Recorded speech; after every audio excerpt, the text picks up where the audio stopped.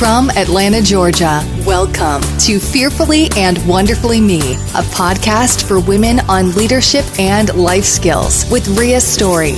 Rhea shares powerful life and leadership principles, helping you maximize your potential and become the woman God created you to be.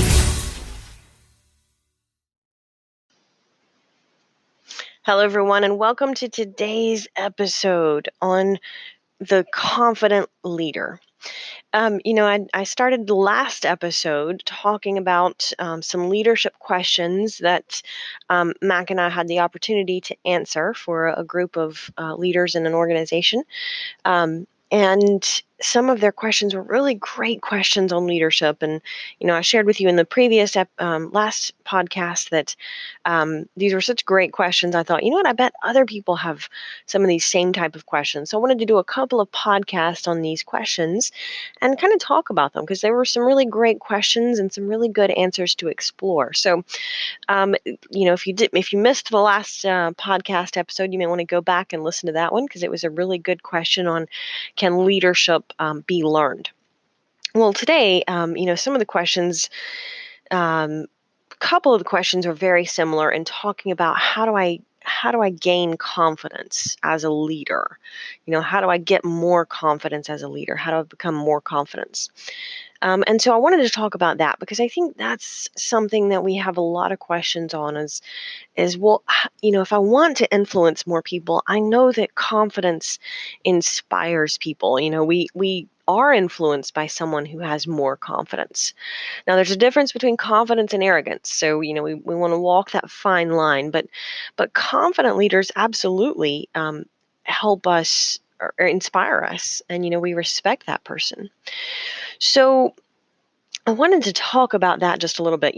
Norman Vincent Peale has a great quote. He says, "Believe in yourself, have faith in your abilities, because without a humble but reasonable confidence in your own powers, you cannot be successful or happy." And it's so true. We absolutely have to be confident in who we are as individuals.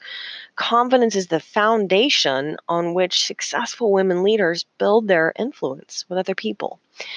And if that foundation is weak, then when we get stressed, that structure will collapse. And so our leadership ability is it's very critical that we have confidence to be successful in life and leadership, because confidence inspires trust. And, as I shared with you before, leadership is influence. And so trust is going to be a huge part of that leadership and relationships and influence. So, I love to talk, when I talk about confidence, I think that we don't always define it this way, but we can define confidence in two ways. There is self-confidence, which is confidence in who we are as a person. That is true self-confidence. And that type of confidence is static. It doesn't change much from day to day. It absolutely can grow over time as we grow ourselves. But when I say self-confidence, I mean confidence in ourself, not just our abilities, but confidence in who we are as a person, confidence in values, our inner core. Those values may change some over time, but they don't change much drastically from day to day. They're pretty static, pretty constant. So, though, that type of confidence stays with us, and it should. And then the other type of confidence that I like to talk about is situational confidence. And that is confidence in our competencies, our skills, our knowledge, our abilities. And that is situational. That's going to change from time to time. And I love to use the example of heart surgery. I cannot do heart surgery, and you wouldn't want me to do heart surgery on you. That is situational confidence example. I don't have a lot of confidence in my ability to do heart surgery. You shouldn't have confidence in my ability to do heart surgery. But I can, even in a position where I'm doing heart surgery and I don't have any ability in that, I don't have a lot of situational confidence there, I still have confidence in who I am as a person, and that's confidence in my character ethic, my work ethic, my attitude, integrity. Those are things that are character based confidence, not competency and skill. And so that type of confidence um, can be developed over time, but it does take time. It takes time to develop confidence in who we are as a person. And I think it really comes down to first we have to identify what our values are. We don't always think about that. Sometimes we're kind of just moving through career or moving through our role in life, whether that's staying at home and being the absolute best mother in the world, or maybe it's being the best CEO and owner of a business. But sometimes we haven't stopped to think about what are my values as an individual? What are the values that I want to hold on to? Who do I want to be known as? What are those values and attributes? So when you think about that, identify for yourself some of the values that are very important to you. How do you want to be remembered? It's kind of that leadership legacy, so to speak, or that legacy of influence with somebody. What would you like to be remembered for? You know, it's kind of that's who is it that says there's a quote that says I think it's Ruth Tucker that says, "What we leave behind when we die is our legacy footprint." Yeah, it's Ruth Tucker. And, you know, what we leave behind or what we leave behind in the lives of others it's our legacy. But it does come down to our values because our values are going to determine what we do and how we live as women, as leaders. So, for example, I value a lot I value a lot of learning and leadership development in my life. And so that's a value for me, constant continual growth as a leader. And so I spend time developing that. I spend time reading leadership books and, developing my skills at influencing people because that's a value for me. So I have to be intentional about growing that. And so really what I'm saying here is being intentional about thinking about what are your values. I can't choose your values for you. You have to do that. And, there's no right or wrong way.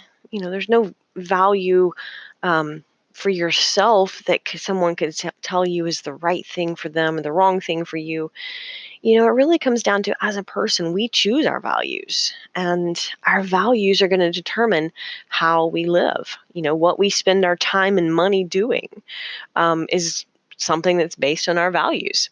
For example, health and wellness is a big value for me because there have been a lot of times in my life when I've gotten out of balance and I've realized that wellness requires me to be evenly balanced in all the dimensions of life, and physical health for me is a big part of that. I've also realized that it's interesting because when we get out of balance in one dimension of life, the other dimensions of life are affected. We are interdimensional beings. And so physical affects our mental and vice versa.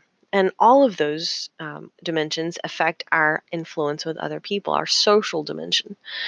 So, and as you think about each dimension of life, there are four. There's the physical dimension, there is the mental or emotional dimension, there is the spiritual or value based dimension, and then there's the social or influence dimension, relationships.